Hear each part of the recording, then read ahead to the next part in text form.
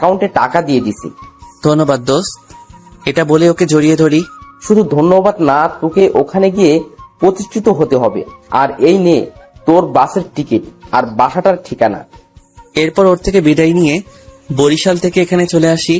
আমার চিরচেনা শহরটাকে বিদায় দিয়ে ওদের দিকে তাকিয়ে দেখলাম ওদের সবার চোখ ঝলমল করছে। আমায় মাফ করে দিস তোরা। এটা বলে ওখান থেকে চলে আসতে যাব, ঠিক তখনই রাকিব এসে আমাকে জড়িয়ে ধরে কান্না করে দেয়। কোথায় যাচ্ছিস আমাদের ছেড়ে? আমার মতো একজন খারাপ ছেলেকে তোরা বন্ধু হিসেবে রাখতে পারবি? দেখ, তুই আমাদের বন্ধু, অতীত হলো অতীত। আর কোনোদিন যদি এরকম কথা বলিস তাহলে তোকে খুন করে ফেলবো। আমাদের মাফ করে দিস, আমরা তোকে ফুল বুঝে কষ্ট দিয়েছি।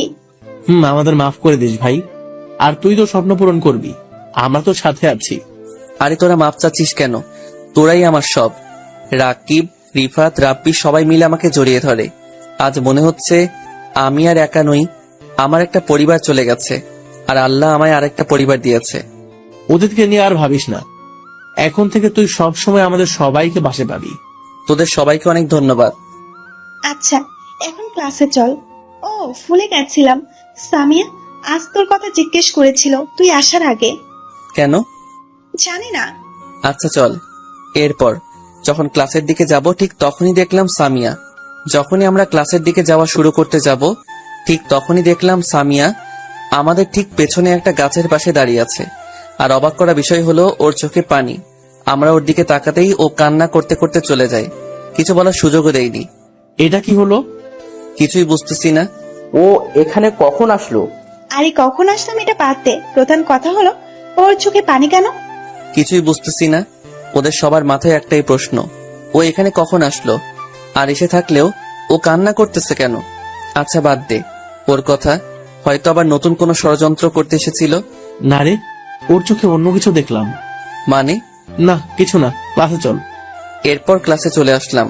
ক্লাসে এসে দেখি ও এখনো কান্না করতেছে।